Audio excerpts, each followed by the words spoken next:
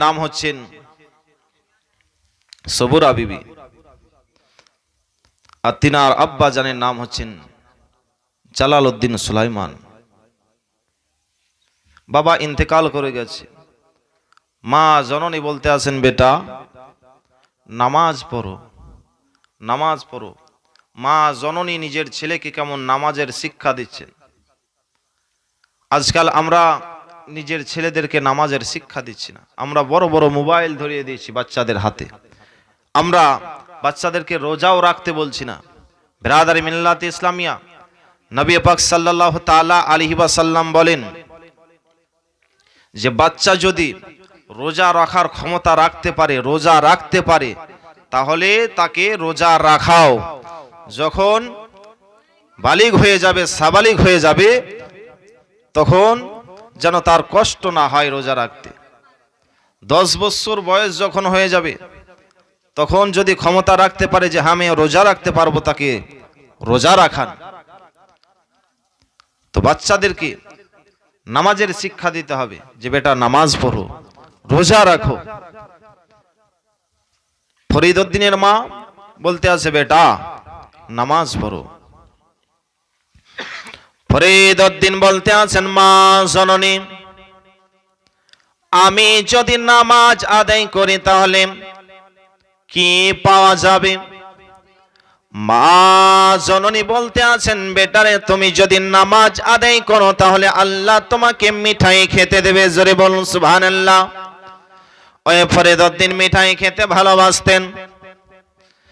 মা সবরা বিবি বলতে আছে, বেটারে তুমি যদি নামাজ আদায় করো তাহলে তোমাকে মিঠাই দেবে, চিনি দেবে। মা জননী বেটা ফরিদকে বলতেন, বেটা ফরিদ ওযু করো। ওইদিকে মা জননী তিনি চিনির পুড়িয়া করে মুসাল্লার নিচে ভরে দিতেন। বেটা ফরিদ যখন আপনার ওই মুসাল্লাতে নামাজ আদায় করলেন গো, নামাজ আদায় করার পরে যখন মুসাল্লাটা ওঠাচ্ছেন গো, মুসাল্লা ওঠার পরে তিনি দেখতে আছেন যেন চিনির পুরিয়া। বেরাদার ফরিদ মনে করতে আছেন যে আল্লাহ রাব্বুল আলামিন আমাকে মিঠাই দিয়েছেন। বেরাদার ওই ফরিদ যেন আপনার মিঠাই খায়। এইভাবে মা জননী আপনার কি করে, ফরিদের ওই মুসাল্লা নিচে চিনির পুড়িয়া করে আপনার ভরে দেয়। ফরিদ উদ্দিন যেন আপনার নামাজ আদায় করে, খুশি মনে আপনার যেন চিনি খায়। এইভাবে করতে করতে একদিন যেন বন্ধুদের সঙ্গে খেলাধুলা করতে আপনার মাঠের মধ্যে চলে গিয়েছে। বেরাদার মুয়াজ্জিন যখন বলে হাইয়া আলাস সালাহ, এসো নামাজের জন্য এসো, হাইয়া আলাল ফালাহ, এসো কামিয়াবির জন্য এসো, তখন ফরিদ উদ্দিন চিন্তা করতে আছেন আজান তো হয়ে গেল, আমাকে নামাজ আদায় করতে হবে, নামাজ পড়তে হবে। ফরিদ কি করলেন, তাড়াতাড়ি তিনি বাড়ি চলে আসলেন গো। এসে যেন আপনার মুসাল্লা বিছে নামাজ আদায় করতে শুরু করে দিয়েছেন। মা জননী তিনি চিন্তা করতেই আছেন, আজকে তো আমি মুসাল্লার নিচে আমি চিনি ভরে দেইনি, আমার ছেলে যদি আজকে চিনি না পায় হয়তো নামাজ আদায় করবে না, হয়তো নামাজ পড়বে না। মা জননী আল্লাহর দরবারে যেন দোয়া করতে আছেন, মাবুদ মাওলা গো, আমার ছেলে আজকে নামাজ পড়তে আরম্ভ করেছে, আমি তো মুসাল্লার নিচে চিনি ভরে দেইনি, আজকে যদি আমার ছেলে পরে যদি চিনি না পায় তাহলে হয়তো নামাজটা আদায় করবে না। আল্লাহ আমি মা জননী তোমার কাছে দোয়া করি, আল্লাহ আমার বেটাকে চিনি থেকে নৈরাশা করিও না। আল্লাহ রাব্বুল আলামিন মা জননীর দোয়া যেন আপনার কবুল করে নিলেন গো। ফরিদ উদ্দিন আপনার নামাজ শেষ করার পরে মুসাল্লা উঠিয়ে দেখতে আছে তো চিনির পুড়িয়া নাই, চিনির একটা খাদ হয়ে গেছে, বড় খাদ হয়ে গেছে, চিনির খাদ। ফরিদ উদ্দিন একটু চিনিটা উঠিয়ে মুখে দিয়েছে, বলতে আছে মা জননী এর আগে তো চিনি খেয়েছি, কিন্তু এইরকম চিনি আমি কখনো খাইনি। মা গো, এই চিনির বহু সুস্বাদু। ওই যখন আপনার ফরিদউদ্দিন নামাজ আদায় করলেন, চিনির খাদ হলো, তখন থেকে তার নাম রাখা হয়েছে ফরিদউদ্দিন গঞ্জ শকার। শকার মানে হচ্ছে চিনি। জোরে বলুন সুবহানাল্লাহ। এটা হটাও, এদিকে হটাও, সেটা ব্রাদার মিল্লাতে ইসলামিয়া। মা সবরা বিবি বলতে আছে, বেটা ফরিদ, তুমি তো নামাজ পড়লে রে বেটা, তবে ইলমে দিন শিক্ষা করতে হবে। মাদ্রাসায় তোমাকে ভর্তি হবে রে বেটা, মাদ্রাসায় শিক্ষা অর্জন করতে হবে। মা জননী বলতে আছে, বেটা মাদ্রাসায় ভর্তি হও। ফরিদ বলতে আছেন, মা গো, আমি কোন মাদ্রাসাতে আমি ভর্তি হব গো? মা জননী বলে, বেটা ফরিদ, তুমি মুলতানের মাদ্রাসায় ভর্তি হয়ে যাও। মা জননী ফরিদকে আপনার মুলতানের মাদ্রাসায় ভর্তি করলেন। ফরিদউদ্দিন মাদ্রাসায় শিক্ষা অর্জন করে গো। শিক্ষা অর্জন করে একদিন ফরিদউদ্দিন গঞ্জ শকার তিনি কি করেছেন, মুলতানের জুম্মা মসজিদের বারান্দায় বসে বসে একটা যেন কিতাব তেলাওয়াত করতেই আছেন, একটা যেন কিতাব পড়তেই আছেন গো। এত ধ্যানমগ্ন দিয়ে পড়তেই আছেন, তিনার সামনে দিয়ে এক বুজুর্গ ব্যক্তি এসেছে। কোনো যেন আপনার খেয়াল নাই, কোনো যেন আপনার ধ্যান নাই। বেরাদার, ওই বুজুর্গ ব্যক্তি বলতে আছে, ফরিদ তুমি কি কিতাব পড়তে আছো? বলো বলো গো। ফরিদ বলতে আছেন, হুজুর গো, আমি নাফে কিতাব পড়তে আছি। এর মানে হচ্ছে যে মানুষের উপকারকারী। বুজুর্গ ব্যক্তি বলে, ফরিদ তোমার কি কোনোদিন উপকার করেছে? বলো বলো। ফরিদ বলতে আছে, এখন আমি বুঝতে পারিনি। ওই বুজুর্গ ব্যক্তি বলতে আছে, ফরিদ তুমি বুঝতে পারতে এখনো তোমার দীক্ষার প্রয়োজন রয়েছে। শিক্ষা তো হয়েছে, তোমার দীক্ষার প্রয়োজন রয়েছে। ফরিদউদ্দিন বলেন, হুজুর গো, আমি দীক্ষা নিতে যাব, কিন্তু মায়ের পারমিশন ছাড়া যেতে পারবো না। জোরে বলুন। কি বলতে আছেন? যে মায়ের পারমিশন ছাড়া যেতে পারবো না। আজকাল ছেলে মেয়ে মা বাবার পারমিশন নেয় না, এদিকে শুধু করলো হ্যালো, দিকে চলে গেল। মা বাবা এত কষ্ট করে লালন পালন করলো, আর ওই মা বাবাকে আজকে দুঃখ দিয়ে ছেলে মেয়ে আপনার বিয়ে করে। ঠিক না ভুল? অনেক ছেলে মেয়ে আছে এরকম, যে মা বাবাকে কষ্ট দিয়ে আপনার বিয়ে করে। ব্রাদারি মিল্লাতে ইসলামিয়া, বলবো তোমাদেরকে যে মা বাবাকে ভালোবাসার চেষ্টা করো।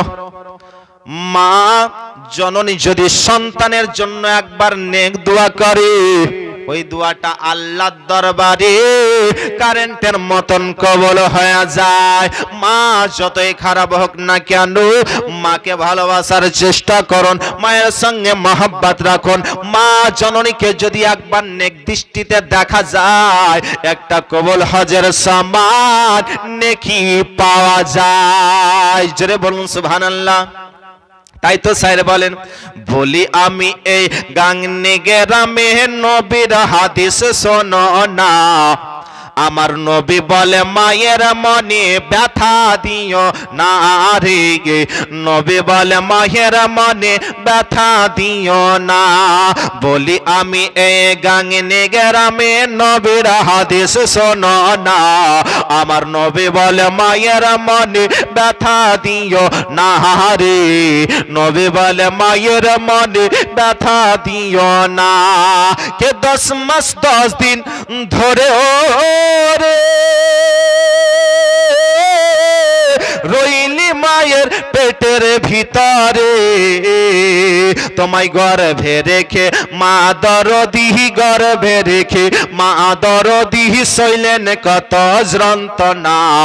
আমার নবী বলে, মায়ের মনে ব্যথা দিও না রে। নবী বলে, মায়ের মনে ব্যথা দিও না। বলি আমি এই মাহফিল নবীর হাদিস শোনো না।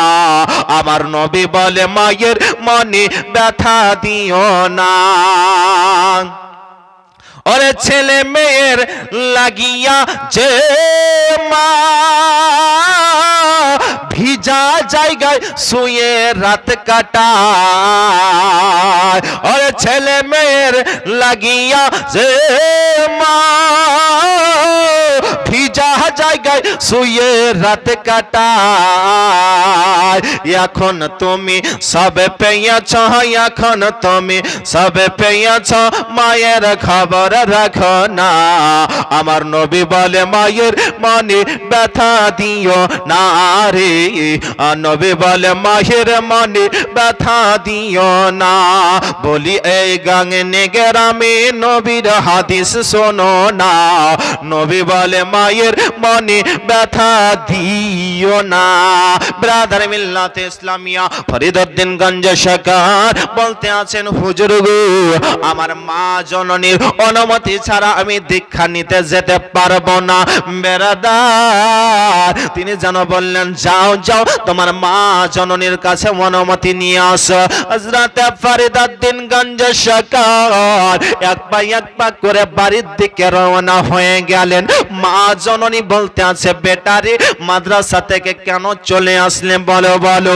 ফরিদউদ্দিন বলে, মা গো আমার কি এখনো দীক্ষার প্রয়োজন রয়েছে গো মা। মা সবরা বিবি বলতে আছে, বেটারে শিক্ষা তো হয়েছে, দীক্ষার প্রয়োজন রয়েছে। দীক্ষা যদি না নাও রে বেটা তাহলে প্রকৃত মুসলমান হতে পারবে না। বেরাদার মা জননীকে বলতে আছে, মা গো এখন তো বুজুর্গ ব্যক্তি চলে গেছে, এখন আমি কোথায় যাব, কোন জায়গাতে যাব? ফরিদউদ্দিন বলে, মা গো তাহলে আমি একটু জঙ্গলের মধ্যে গিয়ে একটু আল্লাহকে ডাকি, আল্লাহর জিকিরটা একটু করি। ফরিদউদ্দিনকে বলতে আছে, বেটা যাও আমি অনুমতি দিলাম। ফরিদউদ্দিনগঞ্জ শাখার তিনি চলে গেলেন আপনার জঙ্গলের মধ্যে গো। জঙ্গলের মধ্যে গিয়ে আপনার ইবাদত করে, আল্লাহর জিকির করে, আল্লাহকে যেন ডাকতে আসেন। ফরিদউদ্দিন ওই জঙ্গলের মধ্যে আল্লাহর জিকির করে গো। যখন খিদে লাগে তখন গাছের পাতাগুলো আপনার ছিঁড়ে ছিঁড়ে খায় গো। বেরাদার ওই জায়গাতে আপনার ভাত পায়নি, ওই জায়গাতে পানি পায়নি যে পানি পান করে। কত বছর ওই জঙ্গলের মধ্যে ইবাদত করলেন? 12 বছর ধরে ফরিদউদ্দিন ওই জঙ্গলের মধ্যে ইবাদত করলেন। কত বছর? 12 বছর। 12 বছর ধরে জঙ্গলের মধ্যে ইবাদত করলেন, আল্লাহর জিকির করলেন। 12 বছর যখন হয়ে গেল তখন বাড়ি ফিরে আসলো। আসার পরে বলতে আছে, মা গো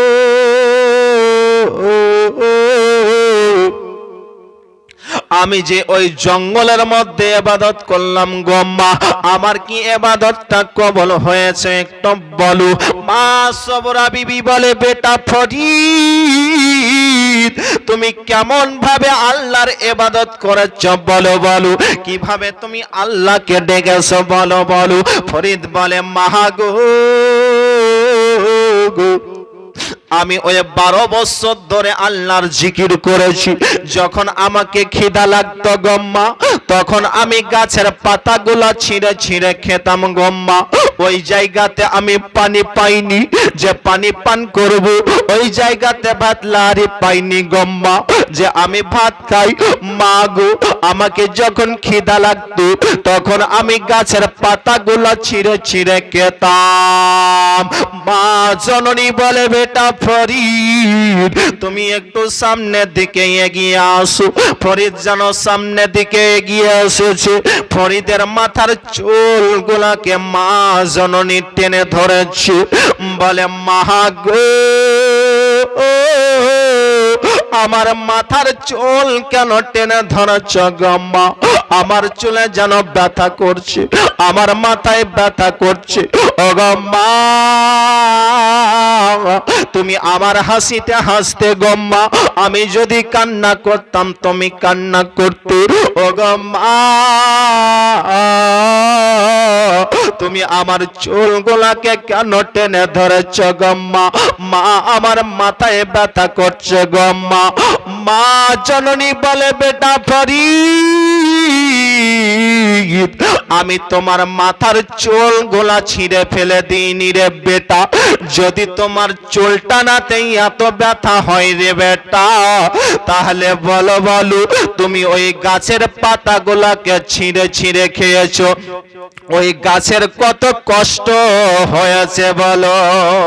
ও বেটা ফরিদ, যারা আল্লাহকে পেতে চায় তারা কখনো বৃক্ষকে কষ্ট দিয়ে আল্লাহকে পেতে পারে না।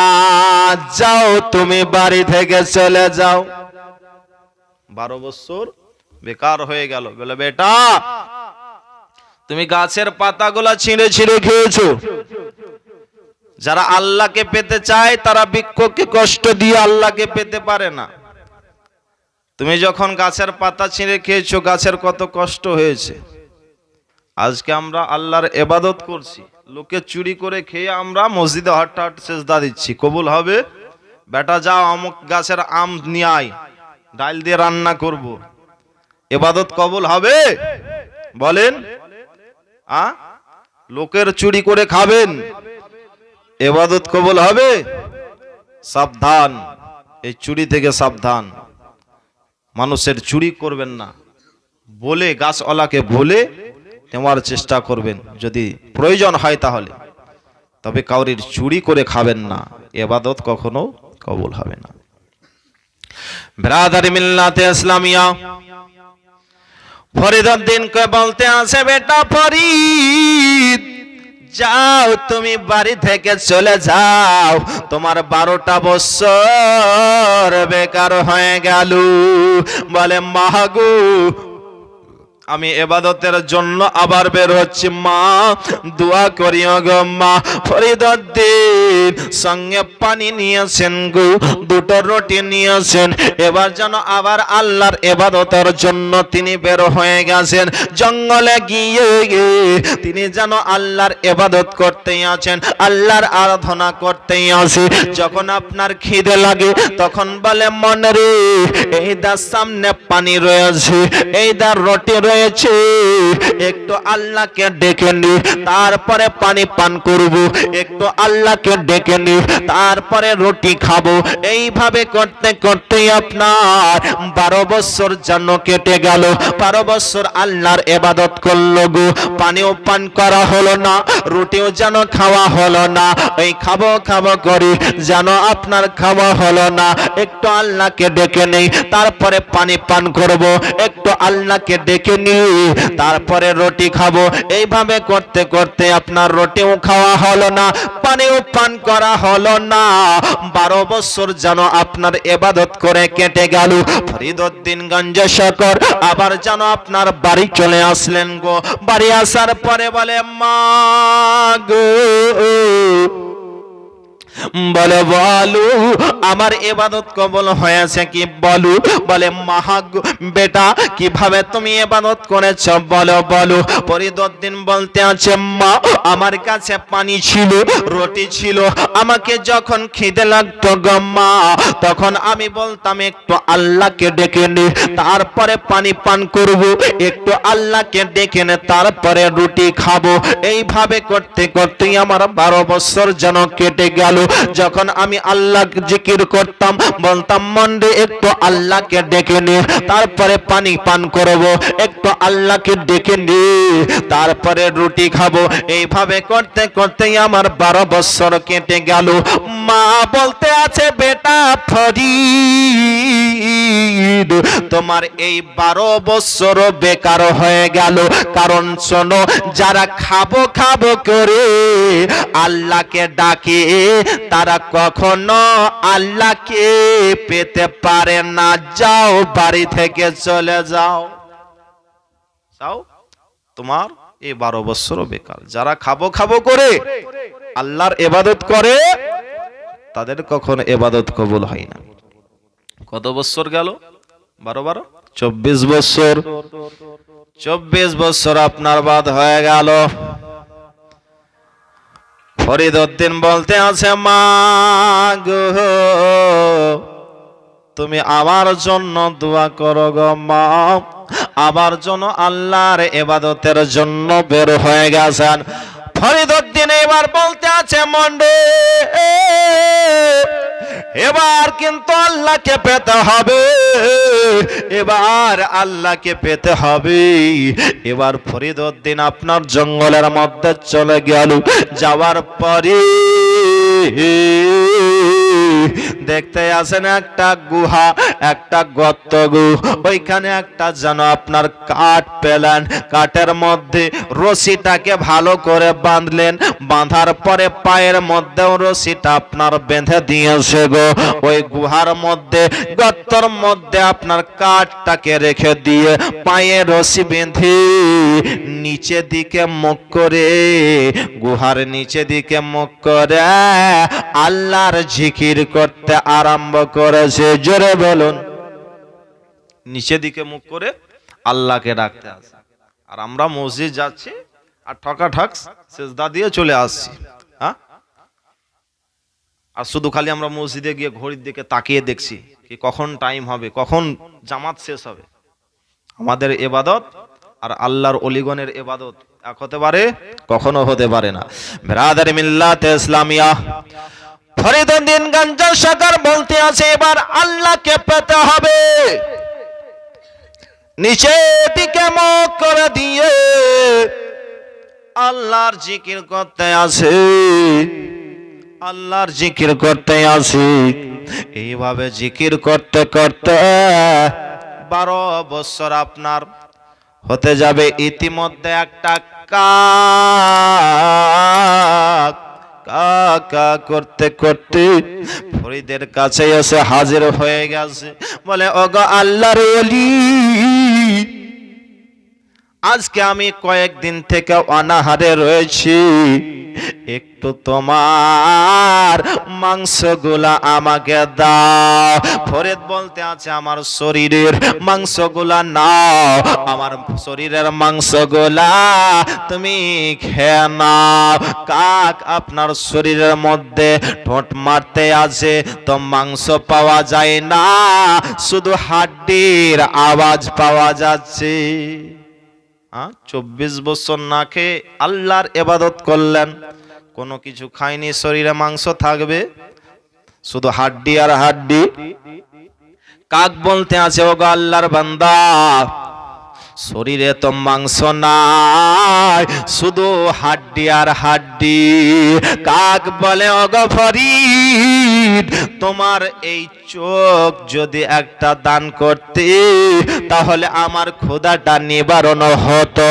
ফরিদউদ্দিন চিন্তা করতেই আছে, যা আমি এই চোখটা আমি আল্লাহর রাস্তায় দান করে দিলাম। কাক বাহুতে বসে যেন আপনার চোখের মধ্যে ঠোঁটটা মেরেছে গো। ফরিদউদ্দিনের চোখটা যেন কাকটাতে খেতে খেতে, দোয়া দিতে দিতে আপনার যেন চলে গেল গো।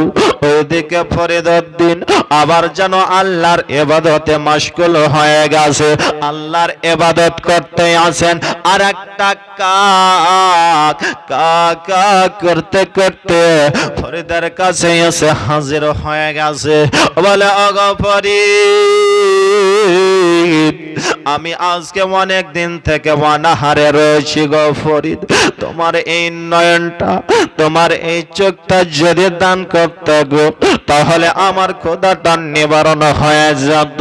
ফরিদ বলতে আছে, যা আমি এই চোখটা আল্লাহর রাস্তায় দান করে দিলাম। ওই কাক যেন আপনার দোয়া করতে করতে সেও যেন আপনার চলে গেল গো। বেরাদার, এইদিকে আপনার 12 বছর হয়ে গেল। ফরিদউদ্দিন এবার ওই গুহা থেকে যেন আপনার উঠল গো। ওঠার পরে পা থেকে রশিটা করলো, পা যেন আপনার মিহি হয়ে গেছে।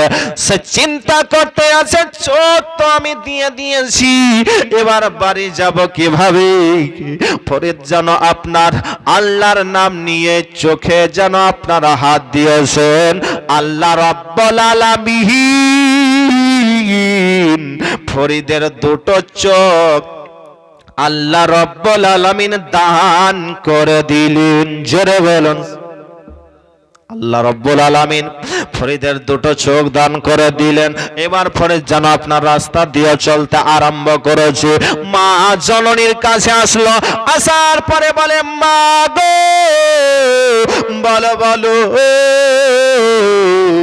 এবার আমার ইবাদত কবুল হয়েছে কিনা বলো।